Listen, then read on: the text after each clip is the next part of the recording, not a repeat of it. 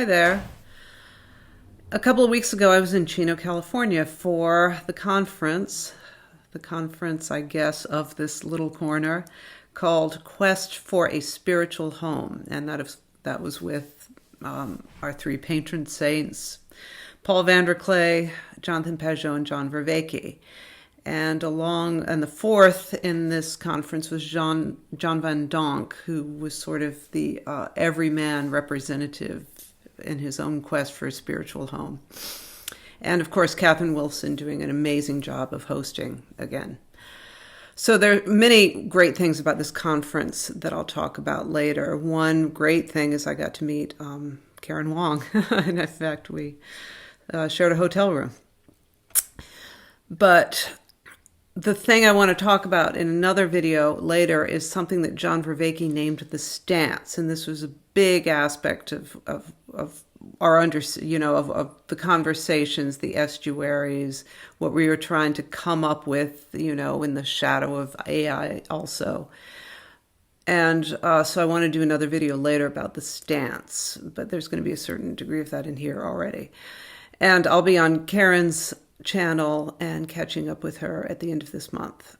But for now, what I want to do in this video is talk about Jonathan Pageau's amazing talk, which was titled The Importance of Disappointment.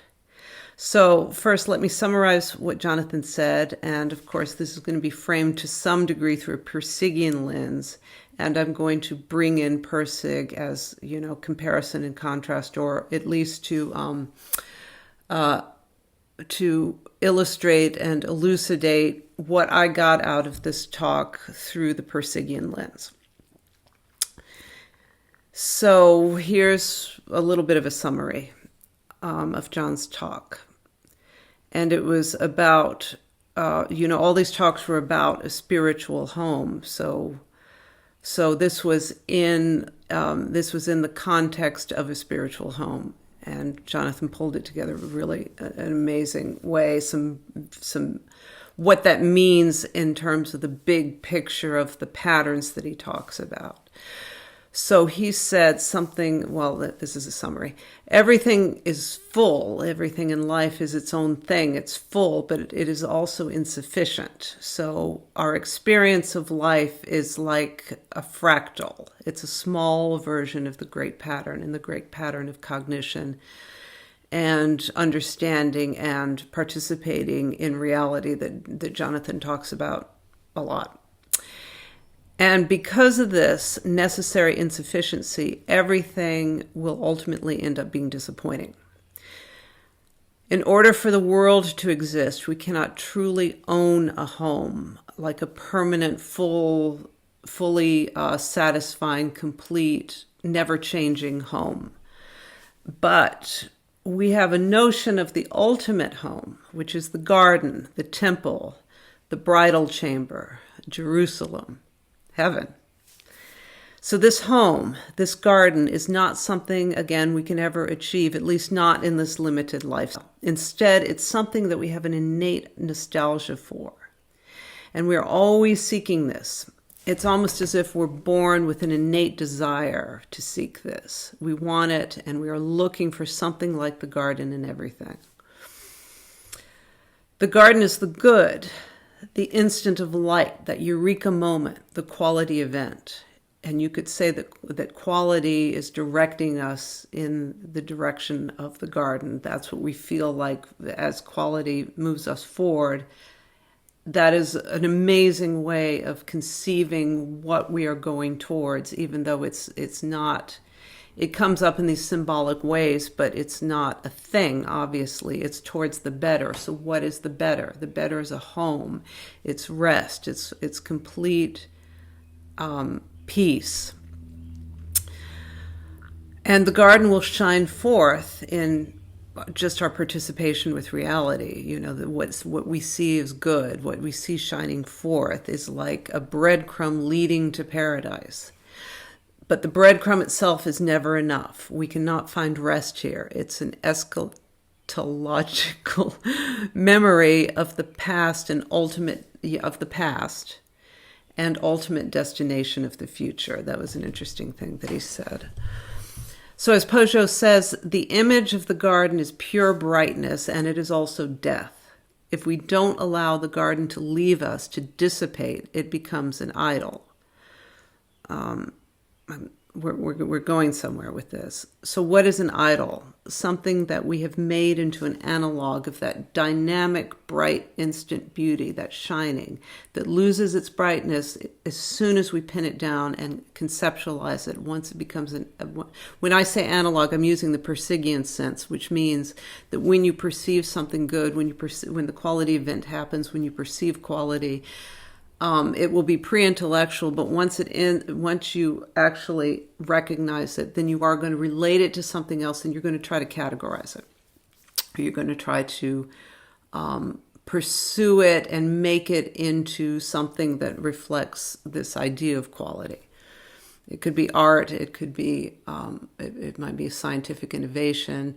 It could be the most mundane thing. It could be a desire to go out and weed the garden. You have this, it's you realize that the garden needs weeding, and that, it could be as mundane as that, but it's just the nature of our cognition and our seeking and going forward to what's better. So it's something that we've made into an analog of that dynamic, bright, instant moment of beauty, that shining, that loses its brightness once it's pinned down. And so that means that pre-intellectual awareness of quality, that perception of the garden will necessarily lose its brightness, its dynamism, once it becomes static in our mind, in our perception. So what's the best way to handle this constant disappointment that is the nature of our participation in reality? And so Pageau says, all good things that we try to grasp immediately die. So we have to let them die willfully, so we're not caught with a frozen dead thing in our hands. As we've seen in the Pageau brothers' work, biblical tales typically represent the nature of reality in a story form, like the story of Babel. In this case, in the case of Babel, humanity decides that by melding their identities into homogeneity, this tower of homogeneity will be strong and tall enough to reach into the heavens. Meaning, if you grab one part of that whole, which is this identity, we all collectivize our identities into the Tower of Babel, and make it the whole shebang, which is the tower, it will fall apart again into the multiplicity it was to begin with, or it will fall into even a less cohesive multiplicity, is what happens in the story of the Tower of Babel. And so there will be a correction when you try to grasp something and make it into something bigger than it is. It's not going to cohere. It's not going to be cohesive. It's going to fall apart.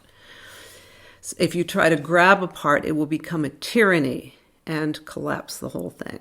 And this is very much like Pirsig's complaint that modernity tends to be completely agog with the intellectual ideas that the Enlightenment has the capacity of the Enlightenment has given us to completely divorce our intellect from reality, is what happens ultimately. And this is Pirsig's complaint, that when you separate the intellectual level, believing it's the whole shebang, then these ideas are not really going to participate with the lower levels, like the social level, but they will be at odds with social values, with the social level, and that's the big problem of the 20th century, he said. Now remember that Lila was written in 1991, but it's also the big problem playing out in spades in the 21st century. So often ideas are things in themselves that sound good, but when they don't help you navigate your life, but are given dominance anyway, then what happens is we end up trying to conform life top down to the idea versus letting the idea inform the expansion and betterment of life from the bottom up and forward. So I'm going to read a little from Lila, chapter 22. From a static point of view, socialism is more moral than capitalism. It's a higher form of evolution. It is an intellectually guided society, not just a society that is guided by mindless traditions. That's what gives socialism its drive. But what the socialists left out, and what has all but killed, remember, brightness and death, all but killed their whole understanding, is an absence of a concept of indefinite dynamic quality. You go to any socialist city and it's always a dull place because there's little dynamic quality. And that's only the tip of the iceberg. So dynamic quality, yes, is that brightness, that eschatological nostalgia that Pageau is talking about, the nature of reality that does not allow anything to be ultimate reality, the thing that is driving us to the brightness. We're always following it, never getting there. It keeps us always moving toward it, always seeking. Another analogy, and I think Pageau, or an analogy of what Pageau was saying, and I think you'd agree with, because there is something in Eastern metaphysics that Pageau has indicated he respects. And that is dukkha, suffering, the grasping. And when Jonathan said in this talk, is a warning against grasping in a very similar way that Eastern philosophy characterizes suffering, trying to hold on to that thing, that shiny thing, something you perceive to be good, something that you've preconceived, that you have a notion, and you have this notion in your head that this is what it is, and you try to make the thing that, and in that eschatological desperation for home and rest, that makes you end up accepting something much less than the garden. And that's what leads to the disappointment, and that's what leads to the suffering. We always have to give up the grabbing of a part for the higher whole. So Jonathan said, we all have our identities and the things we care about, but the only way that these identities and these good things can hold together is if they can be offered up. If they can be allowed to die, willful dying. Allowing that notion that you want so badly to it to stay infused with the goodness and the quality that you perceived in that instant. Allowing that dissipate, to update, to turn into something else. This is only a representation of the quality of event that's shining forth, and that light cannot be contained. Light cannot be contained, isn't that right? So as Jonathan said, God is your home, but you can't live in heaven. God gives us concessions and breadcrumbs leading to the highest good. And that seeking in itself, that seeking of the highest good, is what makes life meaningful. The tension between, let's say, the quality event, which is, the good shining forth in that instant, and how our analog of it can never recreate it. But by trying to create an analog, we participate in the manifestation of reality. We are creating reality in trying to conceptualize that moment of quality, and that is how reality is created. But reality must continually empty itself to again be filled with the good. That sounds a little abstract, but when you think about it, it makes sense. So that means that anything that is good that you conceive of, that you create based on this shining forth, is never going to be permanent. There's somehow, at some point, it's going to have to die or be updated or turn into something else or support something else. Otherwise, it's going to be this dead thing in your hands, like Jonathan said. So the tension between something that isn't good enough, but at the same time is an image of how God reveals himself into the world, that wholeness, that perfection. And the tension is the key to understanding how the world works. And that's how you have to navigate your life. These disappointments give us an opportunity to move upward. Fullness of life is that spot, and this is what Jonathan said, fullness of life is that spot where you give up the grasping. And that means the Easterners would say, you give up your ego, right? When you release your ego, then you you are at peace. Very similar. Now then he says something, and I'm going to just repeat it because I really liked it, but I don't 100% know what this means. The hidden part of beautiful symbolic manifestation only exists in the manner that they are capable of emptying themselves to higher participation. I think what that means is that you see that pattern that manifests itself on a smaller scale must release itself also to be revealed to be a fractal of the larger pattern. So as all spiritual practices tell us, see the beauty, see the light, feel the rest, but only in this moment, because as soon as you try to start pinning down that moment, it dies. That is why so many spiritual traditions emphasize the present moment, the now. There is no past, there is no future. You know, this isn't just Eastern philosophy, this is mystical Christianity too. It is, in all spiritual practices, you're going to find some variation of this, that you're really only living in this moment, because as soon as you try to pin that moment down, it dies. So let me read 2 passages from Lila by Pirsig. And the first one is more of a day-to-day manifestation of what Jonathan is saying. And this is from chapter 9. Imagine that you walk down a street past, say, a car where someone has the radio on, and it plays a tune you've never heard before, but which is so fantastically good, it just stops you in your tracks. You listen until it's done. Days later, you remember exactly what that street looked like when you heard the music. You remember what was in the store window you stood in front of. You remember what the colors of the cars in the street were, where the clouds were in the sky above the buildings across the street, and it all comes back so vividly. You wonder what song they were playing, and so you wait until you hear it again. If it's that good, you'll hear it again, because other people will have heard it too, and have some of the same feelings, and that will make it popular. One day it comes on the radio again, and you get that same feeling again. And you catch the name, and you rush down the street to the record store and buy it, and can hardly wait until you can get home and play it. You get home, you play it again, and it's okay, but something's gone. You still like it, and always will, you say. You play it again. Yeah, that's sure a good record, but you file it away, and once in a while play it again for a friend, and maybe months or years later bring it out as a memory of something you were once crazy about. Now what has happened? You can say you've gotten tired of the song, but what does that mean? Has the song lost its quality? If it has, why do you still say it's a good record? Either it's good or it's not good. If it's good, why don't you play it? If it's not good, why did you tell your friend it was good?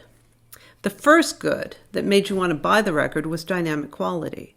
Dynamic quality comes as a sort of surprise. What the record did was weaken for a moment your existing static patterns in such a way that dynamic quality all around you shone through. It was free, without static forms. The second good, the kind that made you want to recommend it to a friend even when you had lost your own enthusiasm for it, is static quality. Static quality is what you normally expect. So static quality is a bit of a death in a way, but that death is necessary to affix the pattern so we can actually use it. When Jonathan says reality necessarily has to be this way, you have to let the quality that created the thing die, so so the world can become manifest. I think this is exactly what he's talking about. This also illustrates how the birth and death of dynamic quality is completely necessary for the world to be functional. So I want to read another more serious, you could say, illustrative passage in Lila, where in the book is actually the basis of Friedrich's metaphysics. At least this is how he figured it out. And when he's going through this particular thing, this particular story, the metaphysics will come to light in terms of this dynamic and static quality discussed in the previous passage, because through this story he's going to realize that these are the essential divisions. They are heaven and earth, you could say. Friedrich has been exploring anthropological accounts of Indians to determine what value is. And in this lens, cultural value. So he stumbles, American Indians, by the way. He stumbles upon an account of a misfit alcoholic peeping Tom member of the Zuni tribe, who the priests have condemned to hanging by his thumbs as a punishment for his misbehavior. And Phaedrus calls him the brujo, the shaman, a very dynamic personage according to, in comparison to the static priests.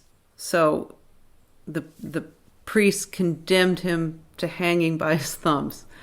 The comparison is just too on the nose. So this is also from chapter 9. The tribal frame of values that condemned the brujo and led to his punishment was one kind of good, for which Phaedrus coined the term static good. Each culture has its own pattern of static good derived from fixed laws and the traditions and values that underlie them.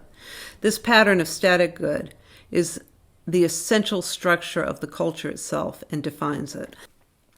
In the static sense, the brujo was very, very clearly evil to oppose the appointed authorities of his tribe. Suppose everyone did that. The whole Zuni culture, after thousands of years of continuous survival, would collapse into chaos. But in addition, there's a dynamic good that is outside of any culture and cannot be contained by any system of precepts, but has to be continually rediscovered as the culture evolves. Good and evil are not entirely a matter of tribal custom. If they were, no tribal change would be possible, since custom cannot change custom. There has to be another source of good and evil outside the tribal customs that produces the tribal change. If you had asked the brujo what ethical principles he was following, he probably wouldn't have been able to tell you. He wouldn't have understood what you were talking about. He was just following some vague sense of betterness that he couldn't have defined if he wanted to. The brujo's values were in conflict with the tribe, at least partly because he had learned to value some of the ways of the new neighbors. They had not. Now, the new neighbors are the conquering white people. So this isn't a political discussion about, what happened to the Indians. This is a realistic assessment of what are you going to do if you have invaders? There's two ways you can go with that. He was a precursor of deep cultural change. So the static good is the pattern, and the dynamic good updates its insufficiency. The static good, for this to work, the static patterns have to empty themselves to be refilled with dynamic quality. Like the Zuni brujo, martyred by the priests, again reminds us of someone, we must be brave enough to see that the pattern that we have relied on and identified with at some point must die in some form or another. It either has to die completely or be updated. Kind of like when Jordan Peterson said, you have to burn off the chaff, As the greatest of myths showed us, when our time has come, we must willingly allow crucifixion and death. How else can we continue to live? After the brujo's martyrdom, the conquerors, the white men, had the priests arrested. When the priests got out of jail eventually, they didn't step back into their roles. They knew that their power was gone. The brujo became the governor of the Zuni, mediating between the tribe and the conquerors, which allowed the Zuni tribe to survive. So, great talk by Jonathan Pageau. Obviously, I couldn't help, again, seeing the parallels between the Pageauian metaphysics and the Pirsigian metaphysics, and I love that. So I hope that makes sense, and I will see you next time.